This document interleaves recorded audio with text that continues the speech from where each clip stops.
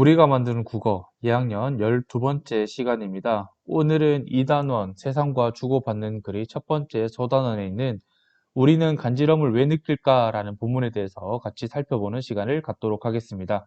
교과서는 일단 74쪽 펴놓고 있으면 되겠습니다. 우리가 본문을 보기 앞서서 설명문 또는 설명하는 글이 무엇인지에 대해서 또는 어떤 특징을 가지고 어떻게 구성되는지에 대해서 간략하게 정리를 하고 넘어가도록 하겠습니다. 일단 설명문은 목적이 분명합니다. 어떤 목적이냐면 정보 전달이라는 목적이 분명하고요. 이 정보 전달을 목적으로 해서 어떤 사물이나 대상 또는 지식에 관해 독자들이 쉽게 이해할 수 있도록 쓴 글을 설명문, 다른 말로 하면 설명하는 글이라고 이야기를 합니다. 이러한 설명문은 다음과 같은 5가지 특징을 가지고 있습니다. 첫 번째, 사실성입니다. 설명하는 대상에 대해서 사실에 기반한, 사실에 입각한 내용만 서술해야 되고요.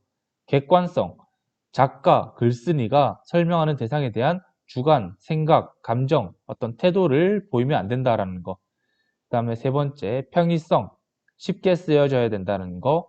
네 번째, 명료성, 명확하고 분명하게 알아보기 쉽게 적어야 된다는 거. 마지막 5번째는 체계성, 처음, 중간, 끝이라는 체계에 맞추어서 글을 써야 된다는 것이 설명문의 특징입니다. 이것 말고도 여러 특징이 있긴 하지만 주로 이 5가지 특징을 많이 사용하고 있습니다. 자, 그러면 설명문은 어떻게 구성되어 있느냐? 설명문은요, 처음, 중간, 끝으로 나누어져 있습니다. 3단 구성으로 이루어져 있는데, 처음 부분에는 어떤 내용이 들어가야 되냐면, 글을 쓰게 된 동기나 배경이나 목적을 제시해야 합니다. 그리고 설명 대상을 간략하게 소개하고요. 마지막으로 독자의 관심과 흥미를 유발할 수 있도록 질문이나 어떤 최신 뉴스, 최신 정보 아니면 독자와 관련된 이야기들을 처음 부분에 제시를 하게 됩니다. 자, 그럼 중간 부분에는 어떤 내용이 들어가야 되냐? 중간이 이 설명문의 핵심적인 부분이기 때문에 설명 대상에 대한 구체적인 정보를 명확하게 전달해야 한다라는 겁니다. 구체적인 정보를 전달해야 되고, 마지막 끝부분에서는 설명 내용을 요약하고 정리, 그 다음에 독자에 대한 당부, 그 다음에 과제를 제시해 주기도 합니다. 이런 식으로 설명문은 처음, 중간, 끝으로 나누어서 이루어져 있다라는 거 알아두면 좋을 것 같습니다. 자, 그러면 간지럼, 우리가 오늘 다루어야 할 주제입니다. 이 간지럼을요, 사전에 찾아보면 이렇게 나옵니다. 간지러운 느낌. 간지럼이라는 거는 우리 TV 프로그램 속에 굉장히 많이 등장합니다. 무한도전, 1박 2일 등등 다양한 예능 프로그램에서 이런 간지럼을 태우는 장면들이 많이 나오는데, 그러면 우리가 간지럼을 왜 느낄지에 대해서 한번 교과서 본문을 통해서 살펴보도록 하겠습니다. 자, 지금부터 교과서를 볼 텐데, 일단 본문을 읽고 중요한 내용 살펴보고 정리하도록 하겠습니다. 교과서 74쪽입니다. 엄마와 딸 사이에, 형제끼리, 그리고 사랑하는 사람끼리 서로 몸 여기저기를 손으로 간지리면 분위기가 화기애애해지곤 합니다. 그런데 좀 이상하지 않나요? 촉감이라는 자극만으로 사람이 웃는다는 사실 말입니다. 단순히 살살 만지기 때문에 웃는 것일까요? 그렇다면 왜 바람이 옆구리를 지나갈 때나 벌레가 팔 위를 기어가고 있을 때는 웃음이 나지 않는 것일까요? 손으로 간지리는 것보다 훨씬 가벼운 자극인데 말이죠. 사실 사람을 웃게 하는 간지럼은 아주 오래된 수수께끼입니다. 그럼 지금부터 이 수수께끼를 살펴볼까요? 네, 여기까지가 설명문의 처음 부분입니다. 선생님, 처음 부분은 어떤 내용이 들어가야 된다라고 얘기했죠? 네, 설명 대상을 소개하고 또 글을 쓰는 목적, 동기, 배경 등을 제시하고 마지막으로 독자의 흥미나 관심을 유발해야 된다라고 얘기했습니다. 이 글에서는 처음 부분에 독자의 관심과 흥미를 유발하기 위해서 어떤 방법을 사용했냐 하면 질문을 하고 있어요. 이상하지 않냐고, 왜 웃는 것일지에 대해서 질문을 하고 있습니다. 이러한 질문을 통해서 독자의 궁금증을 유발하고 간지럼에 대한 어떤 관심을 높이고 있습니다. 이런 것들이 전부 다 설명문을 쓰는 방법, 스킬, 전략이라고 보면 되겠습니다. 자, 그리고 아랫부분에 보면요. 사람을 웃게 하는 것은 아주 오래된 수수께끼다 라고 해서 비유적인 표현이 사용됐고 비유적 표현 중에서도 은유법이 사용되었다라는 것도 우리가 살펴볼 수가 있겠습니다. 자, 여기서 말하는 수수께끼는 바로 간지럼이겠죠. 그래서 이 간지럼에 대해서 살펴보겠다라고 이야기를 하면서 글을 시작하고 있습니다. 다음 페이지입니다. 근질근질 가려움, 키득키득 간지럼. 어떤 물체가 살에다 가볍게 스치면 간지러운 느낌 때문에 가만히 있기 어렵지요. 이처럼 견디기 어렵게 간지러운 느낌은 두 가지로 나누어 볼 수 있습니다. 하나는 외부 자극에 의한 가려움이고 또 다른 하나는 이 글에서 주의 깊게 살펴볼 웃음이 나는 간지럼입니다. 이 둘은 어떻게 다를까요? 먼저 외부 자극에 의한 가려움을 살펴보겠습니다. 벌레가 팔 위를 누비는 상황을 생각하시면 됩니다. 굉장히 성가신 가려움이지요. 몸 전체의 피부에서 나타나는데 특징은 아주 약한 움직임으로 발생한다는 것입니다. 이것이 느껴지면 벅벅 긁거나 문지르고 싶어지지요. 가려움은 연구가 많이 진행됐습니다. 아토피 피부염, 두드러기 등 가려움과 관련된 피부 질환이 많고 하나같이 견디기 어렵기 때문이죠. 과거에는 가려움을 통각의 일종으로 여겼습니다. 통각의 세기가 약하면 가려움이 발생한다고 생각해왔지요. 하지만 최근 통각이 약하다고 해서 가려움을 느끼는 것이 아니라 가려움을 느끼는 신경이 따로 있다는 사실이 드러났습니다. 네, 일단 여기까지 보도록 하겠습니다. 우리가 지금 이 단원에서 알아야 되는 것이 무엇이냐면 설명 방법에 대해서 잘 알아야 합니다. 설명 방법이 어떤 것이 사용되었는지도 찾을 줄 알아야 되고요. 자, 그러면 이 부분에서는 어떤 방법이 사용되었냐? 자, 견디기 어렵게 간지러운 느낌은 두 가지로 나누어 볼 수 있대요. 두 가지로 나누어. 간지러운 느낌을 외부 자극에 의한 가려움과 웃음이 나는 간지럼으로 나누었을 테니까 여기 사용된 설명 방법은 바로 구분의 방법이 사용되었습니다. 간지러운 느낌을요, 뭐랑 뭐로 나누었냐면 외부 자극에 의한 가려움과 웃음이 나는 가려움으로 일단 나누어서 설명을 하고 있습니다. 다음은 세 번째 문단입니다. 가려움은 연구가 많이 진행이 됐는데 어떤 연구냐? 아토피 피부염, 두드러기 등 가려움과 관련된 피부 질환이 많다 라고 했을 때 아토피 피부염과 두드러기 같이 구체적인 사례를 제시하고 있다라는 점에서 여기서는 바로 예시의 방법이 사용되고 있다는 것을 우리가 찾을 수 있어야 합니다. 자, 그러면 내용에 대해서 살펴보자면 자, 먼저 외부 자극에 의한 가려움에 대해서 이야기를 하고 있는데 이 외부 자극에 의한 가려움은 첫 번째 특징이 뭡니까?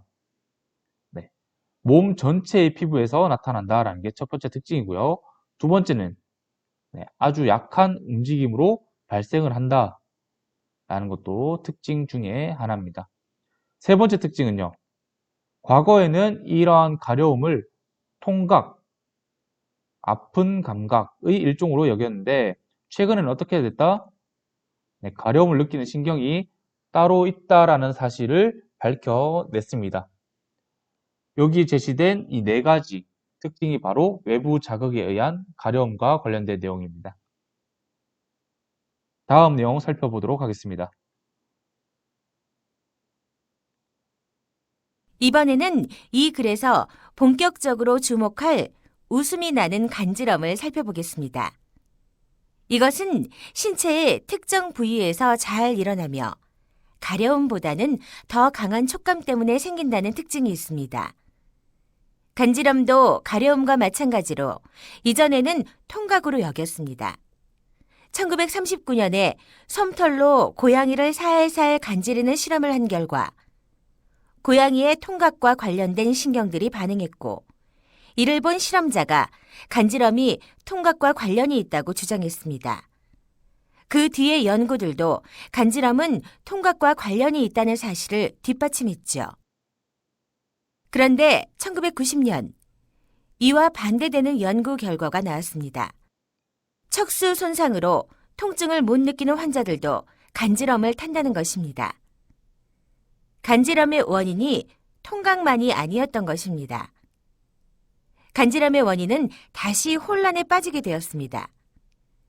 현재는 촉각과 통각의 혼합이 유력한 후보로 꼽히고 있으며 압각과 진동각 등 여러 감각과의 연관성이 제시되고 있습니다. 네, 일단 여기까지 살펴볼게요. 지금 앞에서는 가려움에 대해서 이야기를 했고요. 지금 여기서는 웃음이 나는 간지럼에 대해서 이야기를 하고 있습니다. 그럼 웃음이 나는 간지럼의 특징은 무엇일지 정리를 해보면 첫 번째 특징은 신체의 특정 부위에서 잘 일어난대요. 그리고 두 번째 특징은 가려움보다는 더 강한 촉감 때문에 생긴다라는 거고, 세 번째는 가려움과 마찬가지로 이전에는 통각으로 여겼지만 요즘에는 어떻게 된다? 촉각과 통각의 혼합이 유력한 후보로 꼽히고 있으며 압각과 진동각 등 여러 감각과의 연관성이 제시되고 있다는 게 이 웃음이 나는 간지럼의 특징입니다. 그러면 이 가려움과 간지럼의 관계는 어떻게 될까요? 일단은 간지럼과 가려움을 구분해서 설명을 했는데 이 가려움과 간지럼의 관계는 이렇게 정리를 할 수가 있을 것 같습니다. 외부 자극에 의한 가려움과 웃음이 나는 간지럼. 가려움은 몸 전체에서 나지만 간지럼은 특정 부위에서 나타나고 가려움은 아주 약한 움직임으로 발생하지만 간지럼은 강한 촉감 때문에 발생하고요. 또 가려움은 가려움을 느끼는 신경이 따로 있다는 것을 알게 되었지만 간지럼은 여러 감각과 관련이 있다는 것을 알게 되었다는 점에서 살펴봤을 때 여기에 사용된 설명 방법은 바로 대조의 방법이 사용되었습니다. 가려움과 간지럼의 차이점에 대해서 이야기를 하고 있는 겁니다. 다음 페이지 보도록 하겠습니다. 왜 간지럼을 타게 됐을까? 왜 가려움을 느끼게 되었는지는 설명하기 쉽습니다. 가벼운 자극이라도 문지르거나 긁는 반응을 해야 곤충이나 기생충같이 몸에 해로운 것을 1차적으로 막을 수 있기 때문입니다. 하지만 간지럼은 다릅니다. 간지럼을 타지 않는다고 해서 살아가는데 크게 불편한 점은 없어 보입니다. 진화적으로 간지럼을 타게 된 이유를 찾을 수 있을까요? 먼저 서로 간에 친밀해지는 작용을 한다는 해석이 있습니다. 가벼운 접촉을 통해서 부모 자식 사이에 형제 간의 유대감을 증진한다는 것이죠. 그런데 왜 하필 고통스러운 방법으로 유대감을 증진하는지는 의문으로 남습니다. 그래서 두 번째로 등장한 해석이 방어 능력을 학습한다는 것입니다. 우리가 쉽게 간지럼을 타는 신체 부위는 사람의 약점이기도 합니다. 목, 겨드랑이, 옆구리 등이 바로 그런 부위이지요. 어릴 때부터 부모가 아이의 취약점을 가볍게 건드리면서 아이는 자연스럽게 자신의 신체 중 어디가 약한지를 알고 방어하는 방법을 깨닫게 된다는 것입니다. 이 두 가지를 엮어서 설명하면 조금 자연스러워집니다. 한 심리학 교수는 간지럼을 태우면서 서로 유대감을 끈끈하게 하는 동시에 취약한 부분의 방어를 학습하게 하는 것으로 간지럼의 진화를 설명했습니다. 네, 여기까지 살펴보도록 하겠습니다. 오늘 여기까지 할 건데요. 왜 간지럼을 타게 됐을까라는 부분에 사용된 설명 방법 한번 정리를 해보도록 하겠습니다. 먼저 첫 번째 문단 두 번째 줄에 보면요. 곤충이나 기생충 같이라는 표현이 있고요. 그 다음에 세 번째 문단 보면 세 번째 문단의 두 번째 줄 끝에 보면 목, 겨드랑이, 옆구리 등이라는 표현이 있습니다. 이런 표현들은요. 전부 예시의 설명 방법을 활용하고 있는 겁니다. 독자들이 이해하기 쉽도록 하기 위해서 다양한 사례, 다양한 예시들을 가지고 와서 설명을 하고 있다라는 거. 다음을 보면요. 첫 번째 문단 보겠습니다. 왜 가려움을 느끼게 되었는가? 라는 질문에 어떻게 대답했냐면 가벼운 자극이라도 문지르거나 긁는 반응을 해야 곤충이나 기생충 같이 몸에 해로운 것을 1차적으로 막을 수 있기 때문이다 라고 한 점에서 인과의 설명 방법이 사용되었습니다. 인과라는 것은 원인과 결과를 의미하는 건데 가려움을 느끼게 되었다라는 결과는 어디에서 원인을 찾을 수 있다? 그 다음 문장에서 원인을 찾을 수 있다라는 점에서 인과의 설명 방법이 사용되고 있다라는 겁니다. 그리고 제일 마지막 문단을 보면요. 간지럼을 태우면서 서로 유대감을 끈끈하게 하는 동시에 취약한 부분의 방어를 학습하게 하는 것이라는 것은 누구의 말인데?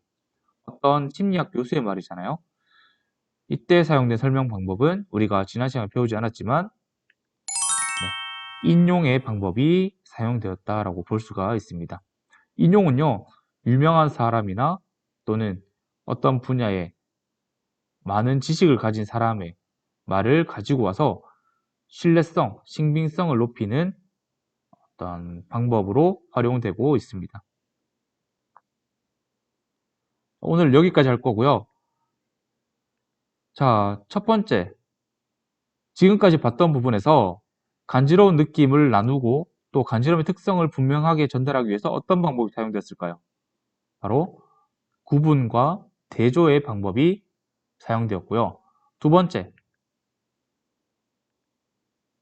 가려움과 간지럼을 타게 된 이유를 명확하게 밝히기 위해서 인과의 방법을 사용하고 있었다라는 거 우리가 알 수가 있었습니다.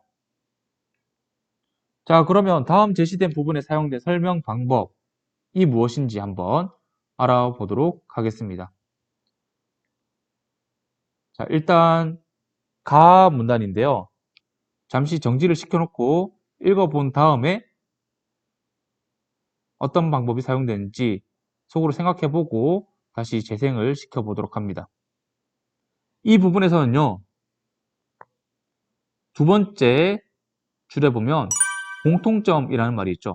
이것을 통해서 우리는 비교의 방법이 사용되었다는 것을 우리가 알 수가 있습니다. 자, 두 번째 문단입니다. 나 문단인데요. 역시 잠시 일시 정지시켜 놓고 쭉 읽어보고 어떤 설명 방법이 사용되었는지 생각하고 다시 재생을 시키도록 합니다. 자, 이 부분에서는 요구르트부터 치즈까지 그 예를 들고 있기 때문에 여기서는 예시의 방법을 사용하고 있다는 거 알아두어야 합니다. 자, 그 다음에 다 문단입니다. 역시 일시정지하고 생각을 해보고 다시 재생을 하도록 합니다. 자, 여기는 어떤 내용이, 어떤 설명 방법이 사용되었을까요? 먼저, 발효란 어떤 것이다 라는 정의가 사용되었고요. 두 번째는, 발효는 부패와 비슷하다라고 해서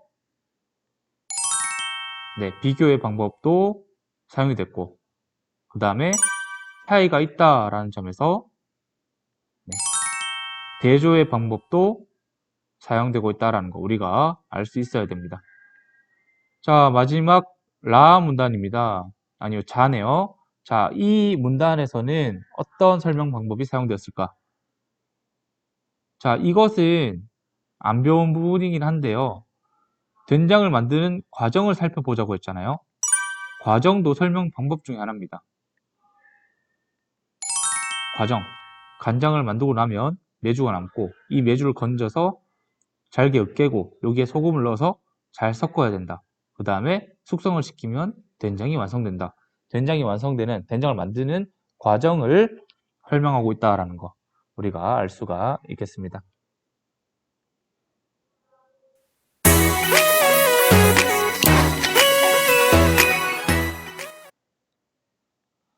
자, 오늘은 우리가 교과서 본문 중간까지 살펴봤는데 설명문에서 설명 방법이 어떤 식으로 사용되고 있는지 잘 정리를 해놓고 찾을 수 있어야 합니다.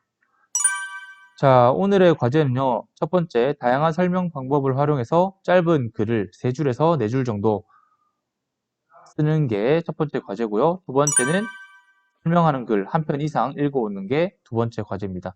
첫 번째 과제 같은 경우에는 학교 홈페이지 2학년 국어에 학년 반 번호 간지럼이라는 제목으로 올려놓으면 출석 체크하도록 하겠습니다.